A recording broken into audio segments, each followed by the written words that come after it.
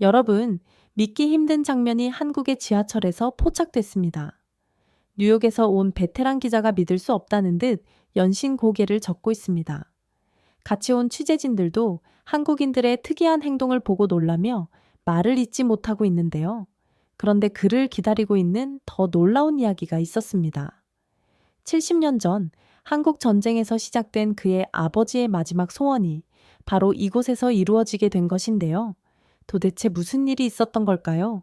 시청하기 전에 좋아요와 구독 부탁드립니다. 아직도 이게 최선입니까? 인천국제공항의 입국 심사대 앞에서 저는 한숨을 내쉬었습니다. 오테이션 게이트 앞에서 서 여권을 스캔하는 동안 뉴욕에서의 마지막 편집회의가 떠올랐어요. 제이슨은 한국의 교통 시스템이 세계 최고 수준이라는 소식이 들어왔네. 이번에 직접 가서 취재해 보게 솔직히 말하면 탐탁지 않았습니다. 미국의 기술력이면 얼마든지 더 훌륭한 시스템을 만들 수 있다고 믿었거든요. 하지만 편집장의 지시는 거역할 수 없었죠. 게다가 제2의 FK 공항에 낙후된 시설들이 눈에 밟혀던 터라 한국의 시스템이 그보다 나을 거란 생각은 들지 않았습니다. 입국 심사대를 통과하자 로봇 하나가 제 앞으로 다가왔습니다. 안녕하세요. 방문객님, 제가 수암을 찾는 곳까지 안내해 드리겠습니다. 에어스타라고 적힌 로봇이 영어로 자연스럽게 말을 걸어왔어요. 뉴욕 제2의 FK 공항에서는 상상도 할 수 없는 광경이었습니다. 로봇은 제 여권 정보를 스캔하더니 맞춤형 동선까지 제안했습니다. 터미널을 걸으며 둘러본 공항은 마치 미래의 한 장면 같았어요. 천장의 대형 디스플레이는 실시간으로 항공 정보를 업데이트했고 곳곳에 설치된 키오스크에서는 다국어 서비스가 제공되고 있었습니다. 수암을 찾는 곳에는 자동 운반 시스템이 가방들을 정확하게 분류하고 있었죠. 최지훈입니다. 국토교통부 연구원이에요. 수암을 찾자마자 한 남자가 다가와 악수를 청했습니다. 우리 취재팀의 가이드라고 했죠. 먼저 공항철도로 시내까지 이동하면서 한국의 교통 시스템을 체험해 보시죠. 최지우는 스마트폰으로 교통카드 하나를 구매했습니다. 이 카드 하나로 모든 대중교통을 이용할 수 있어요. 택시 요금도 결제할 수 있고요. 그의 설명에 저는 고개를 끄덕였지만 속으로는 뉴욕의 메트로 카드도 충분히 편리한 데라고 생각했습니다. 공항 철도 플랫폼으로 향하는 동안 최지우는 끊임없이 설명을 이어갔어요. 우리나라는 교통 시스템을 단순한 이동수단이 아닌 생활 인프라로 보고 있습니다. 모든 것이 연결되어 있죠. 그의 말을 들으며 스마트폰 화면을 봤습니다. 실시간으로 열차 위치부터 환승 정보, 심지어 도착지의 날씨까지 확인할 수 있었어요. 공항 철도에 오르자마자 쾌적한 실내와 선명한 디스플레이가 눈에 들어왔어요. 좌석마다 USB 충전 포트가 있었고 객차 내 디스플레이는 실시간으로 열차 위치와 환승 정보를 보여주고 있었죠.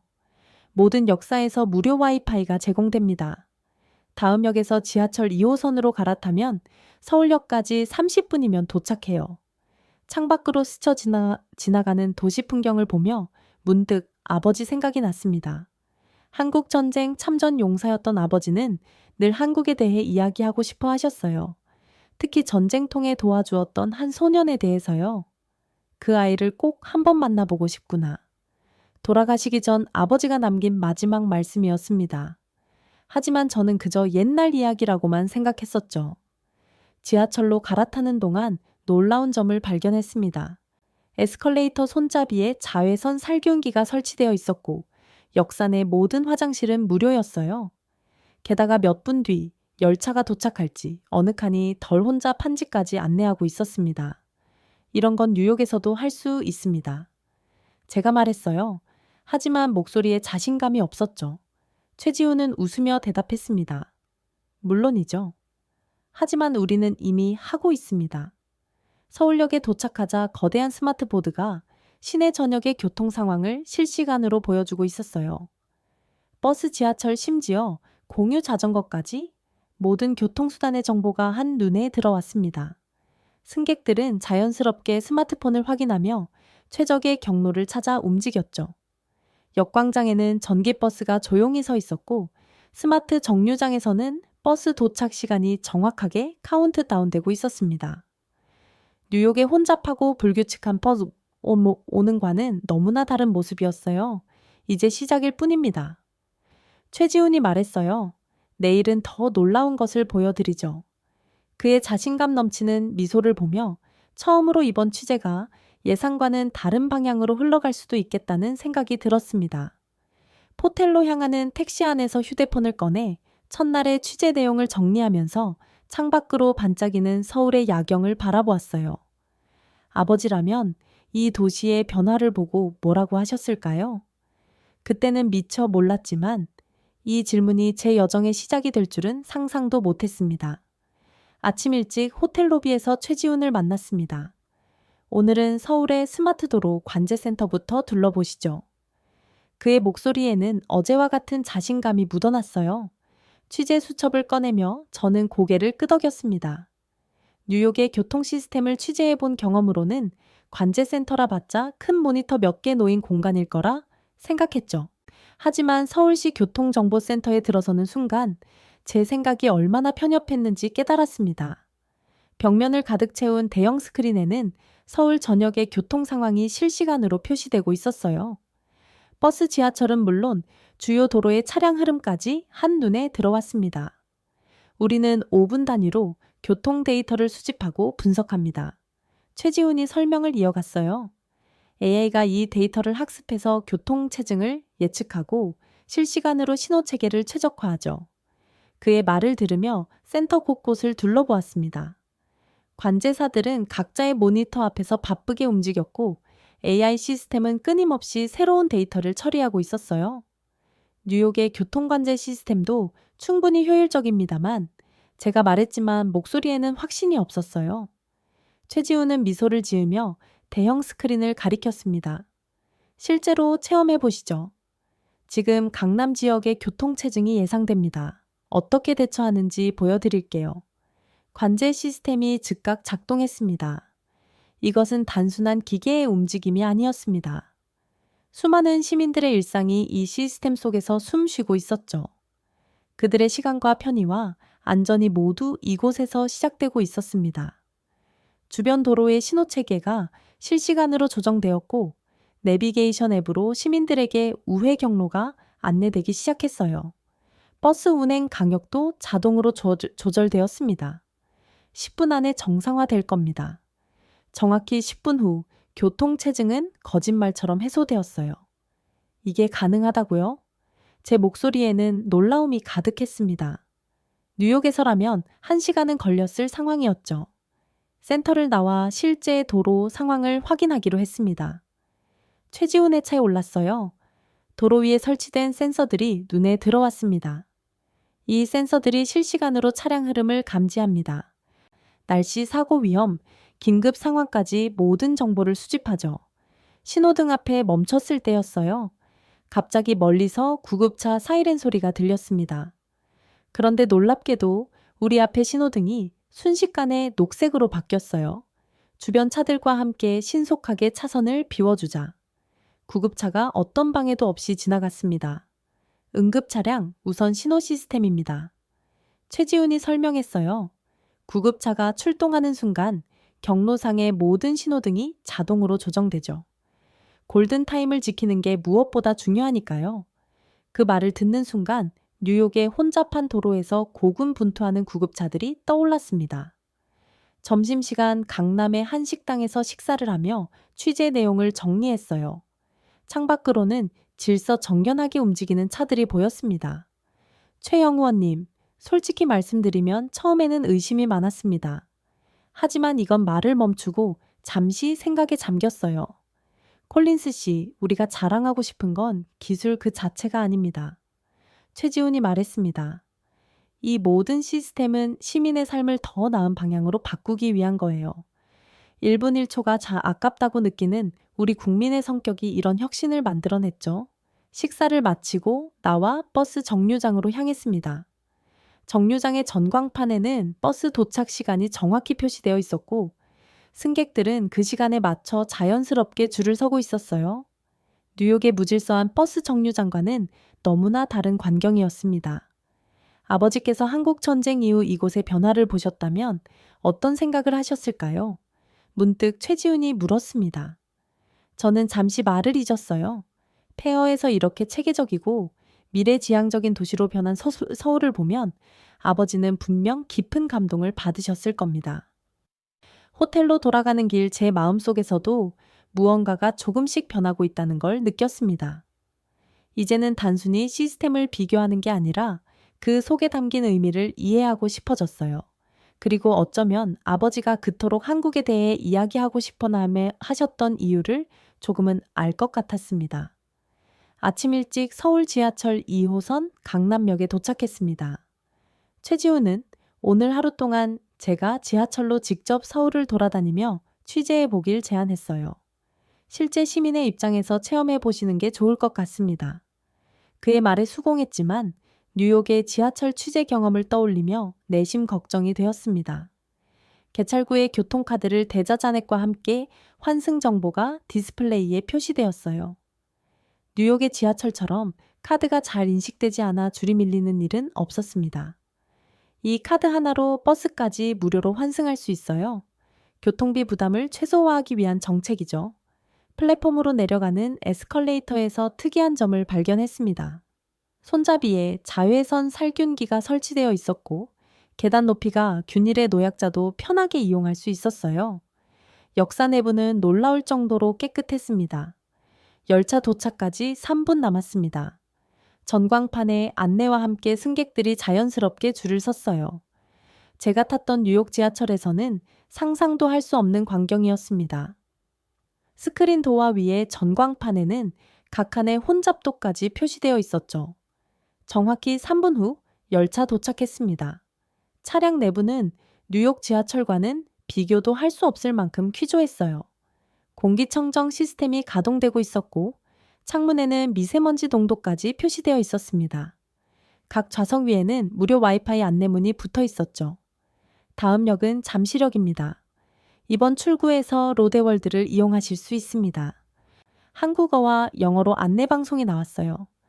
디스플레이에는 실시간으로 열차 위치와 환승 정보가 업데이트되고 있었습니다. 창밖으로 스쳐 지나가는 풍경을 보며 문득 지난주 뉴욕 지하철 취재가 떠올랐어요.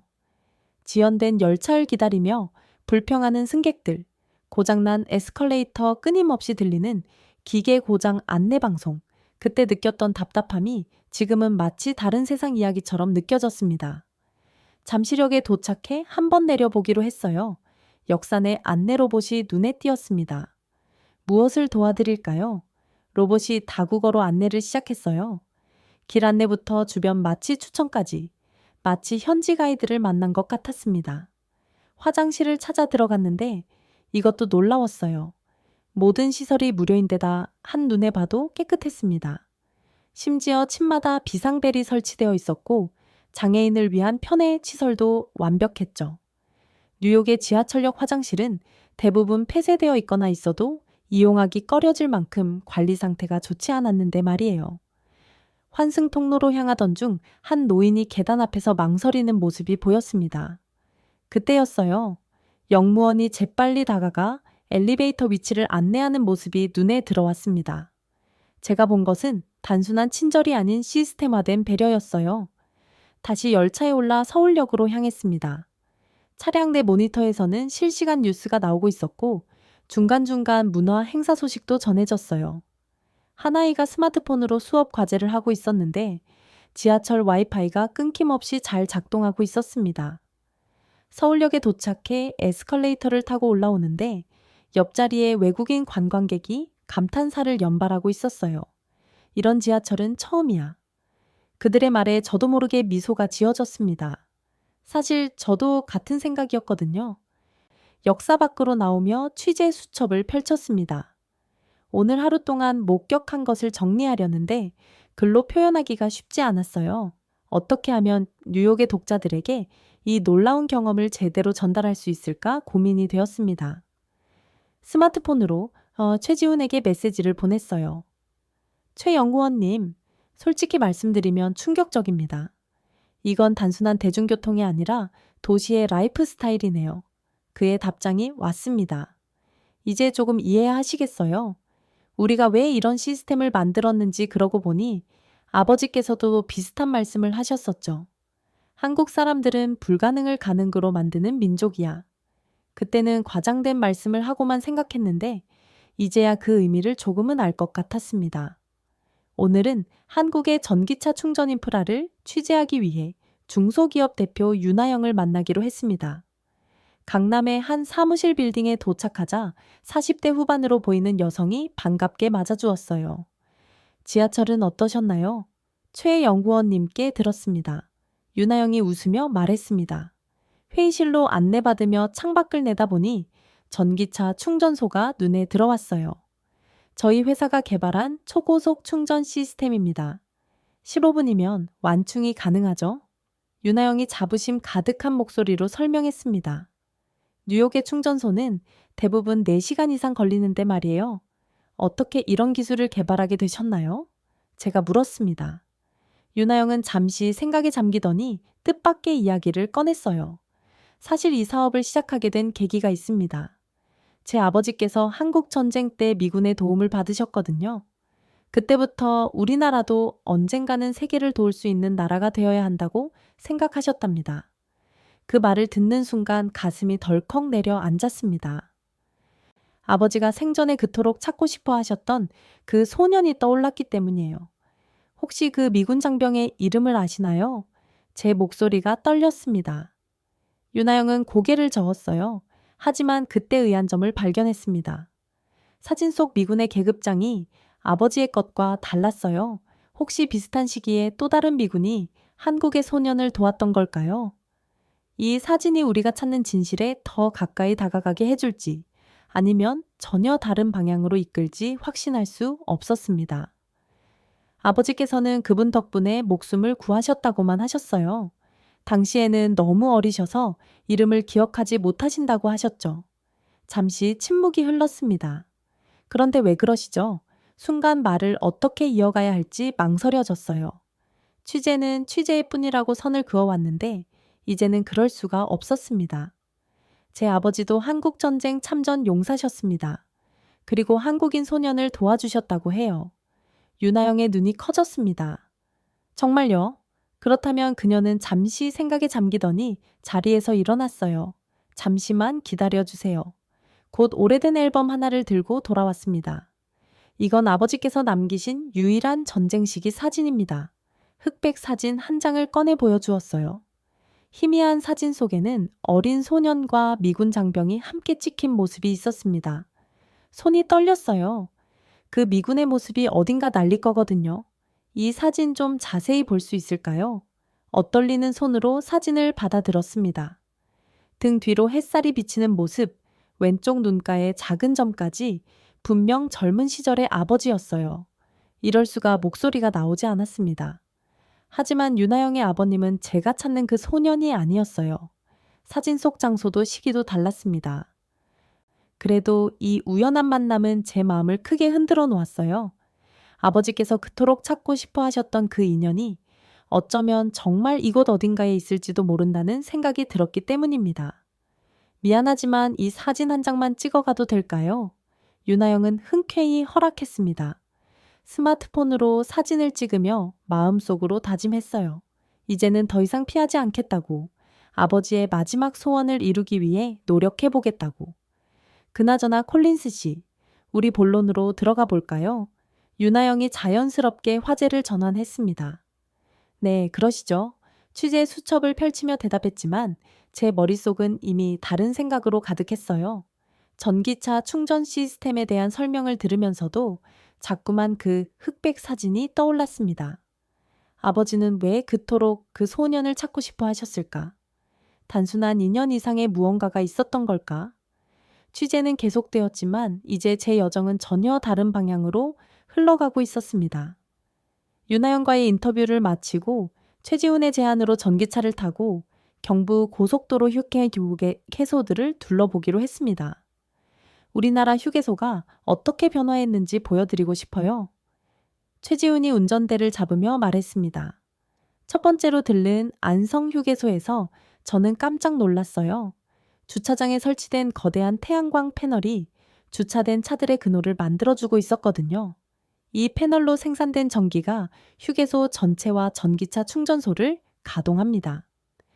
최지훈의 설명에 고개를 끄덕였지만 사실 이해가 잘 되지 않았어요. 전기차 충전소에는 이미 몇 대 차가 충전 중이었습니다. 평균 15분이면 80%까지 충전됩니다. 최지훈이 말했어요.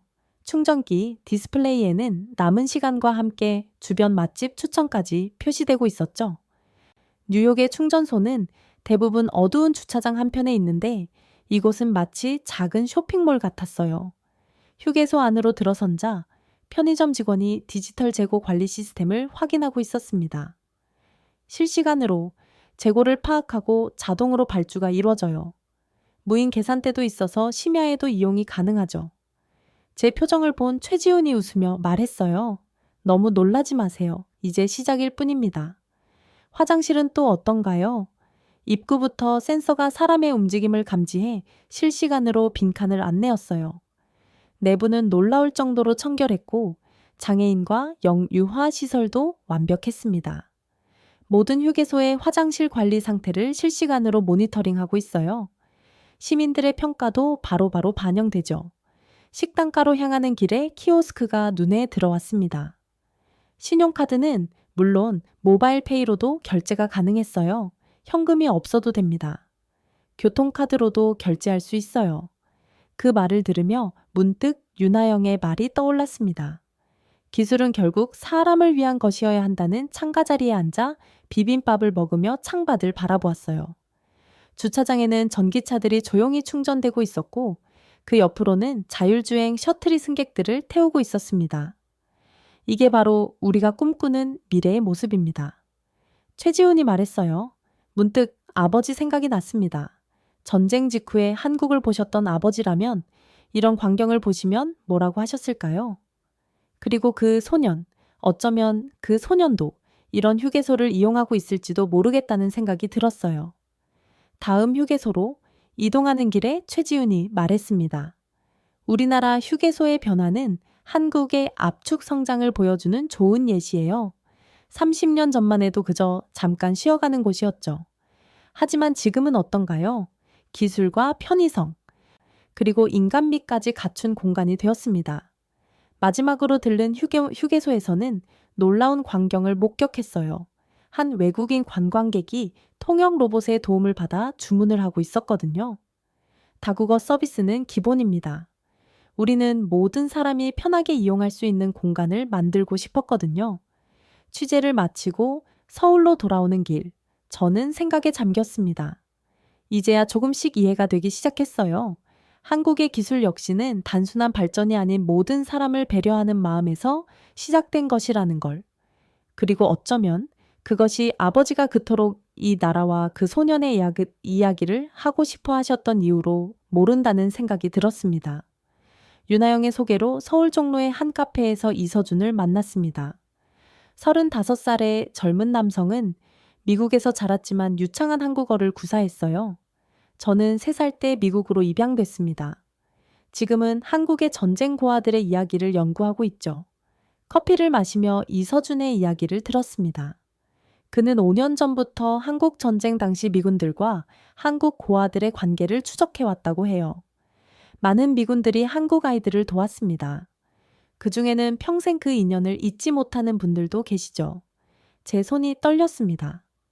아버지도 그중 한 명이었다는 말이 목구멍까지 차올랐지만 차마 꺼내지 못했어요. 대신 구체적으로 어떤 사례들이 있나요? 라고 물었습니다. 이서준은 태블릿을 꺼내 자료들을 보여주었어요. 여기 보시면 1951년 부산에서 한미군 중사가 5살 고아를 구했다는 기록이 있습니다. 그리고 여기 1952년 서울에서는 부상당한 소년을 치료해준 미군 의무병의 이야기도 있죠. 숨이 멎는 것 같았습니다. 1952년 서울 아버지께서 말씀하셨던 시기와 장소였어요. 혹시 그 의무병의 이름을 아시나요? 목소리를 가다듬으며 물었습니다. 이서준이 고개를 저었어요. 안타깝게도 많은 기록이 불완전합니다. 당시에는 세계적으로 기록을 남기지 못했거든요. 하지만 재미있는 건 그 인연들이 지금까지도 이어지고 있다는 겁니다. 그의 말에 귀가 솔깃해졌어요. 어떤 의미이신가요? 이서준은 미소를 지으며 설명을 이어갔습니다. 최근에도 자신을 도와준 미군을 찾는 한국인들이 있어요.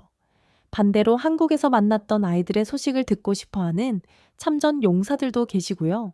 마음이 복잡해졌습니다. 그동안 저는 아버지의 이야기를 그저 지난 과거의 일로만 여겼어요.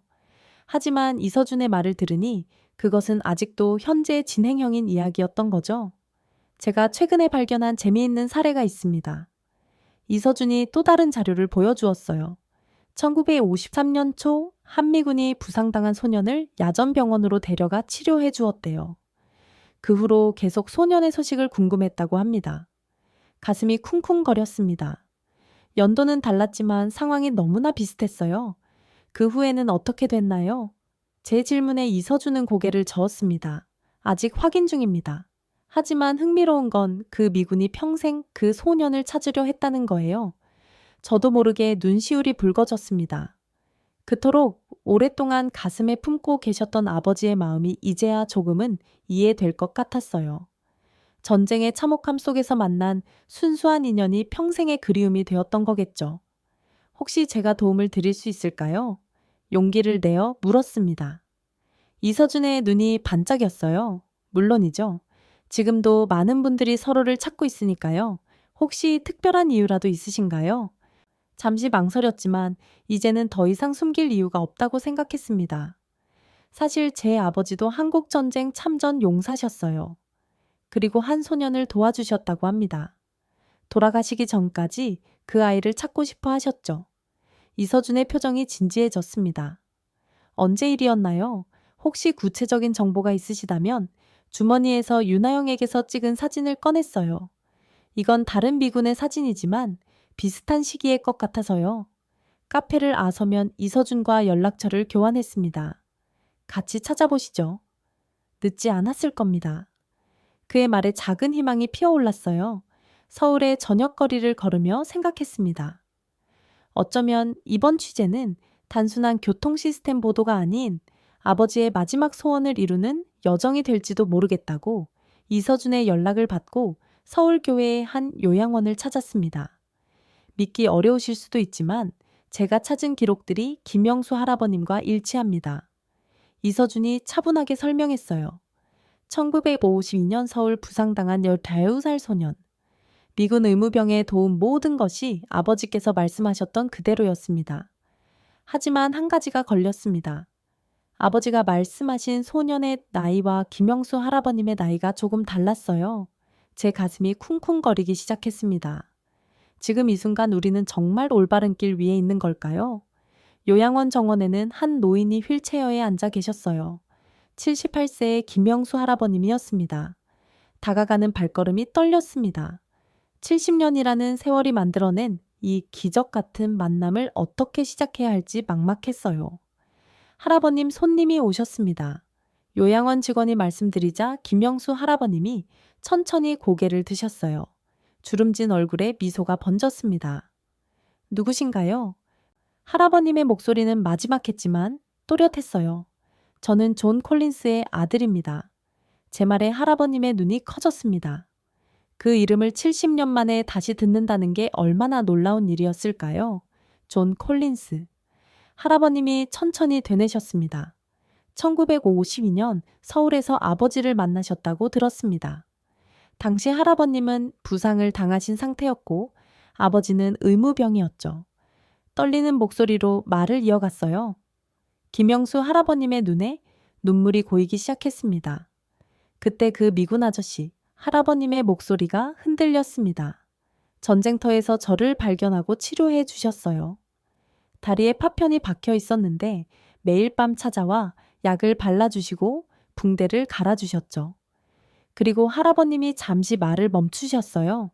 주머니에서 낡은 사진 한 장을 꺼내 보여주셨습니다. 젊은 시절의 아버지가 군복을 입고 환하게 웃고 있었어요. 이 사진을 주시면서 말씀하셨어요. 이 전쟁이 끝나면 꼭 다시 만나자고 눈물이 멈추지 않았습니다. 아버지는 평생 이 소년을 찾고 싶어 하셨는데 정작 김영수 할아버님은 그 마음을 전혀 모르고 계셨던 거예요. 할아버님 아버지는 돌아가시는 순간까지 할아버님을 찾고 싶어 하셨습니다. 그랬군요. 김영수 할아버님의 눈에서도 눈물이 흘러내렸습니다. 저는 그저 전쟁통에 잠시 만난 인연이라 생각했는데 이렇게 오랫동안 저를 기억해 주시다니 할아버님의 손이 떨리고 있었어요. 이서준이 조용히 통역을 해 주었습니다. 저는 아버지의 마지막 편지를 꺼냈어요. 이 편지는 아버지가 돌아가시기 전에 쓰신 겁니다. 할아버님을 찾게 되면 꼭 전해달라고 하셨어요. 편지를 읽어드리는 동안 정원은 침묵에 잠겼습니다. 아버지는 그 짧은 만남이 자신의 인생을 바꿔놓았다고 쓰셨어요.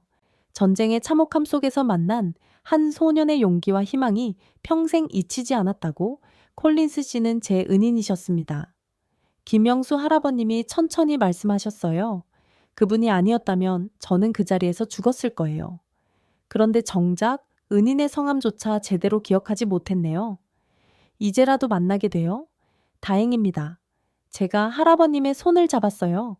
그 순간 70년의 시간이 녹아내리는 것 같았습니다. 아버지가 그토록 이루고 싶어 하셨던 저애가 이렇게 이루어지다니 혹시 그동안 어떻게 지내셨는지 듣고 싶습니다. 제가 조심스럽게 말씀드렸어요. 김영수 할아버님은 미소를 지으며 고개를 끄덕이셨습니다. 그렇게 우리는 오후 내내 이야기를 나눴어요. 전쟁 이후의 삼재건의 시기, 그리고 현재의 대한민국까지 요양원을 나서며 뒤를 돌아보았습니다. 김영수 할아버님이 아직도 손을 흔들고 계셨어요. 어쩌면 이것이 아버지가 제게 마지막으로 남기신 선물이 아니었을까요? 70년 동안 이어져 온 인연의 끈을 마침내 이어줄 수 있는 기회를 인천국제공항으로 향하는 공항철도에 몸을 실었습니다. 일주일 전 이곳에 도착했을 때와는 전혀 다른 마음가짐이었어요.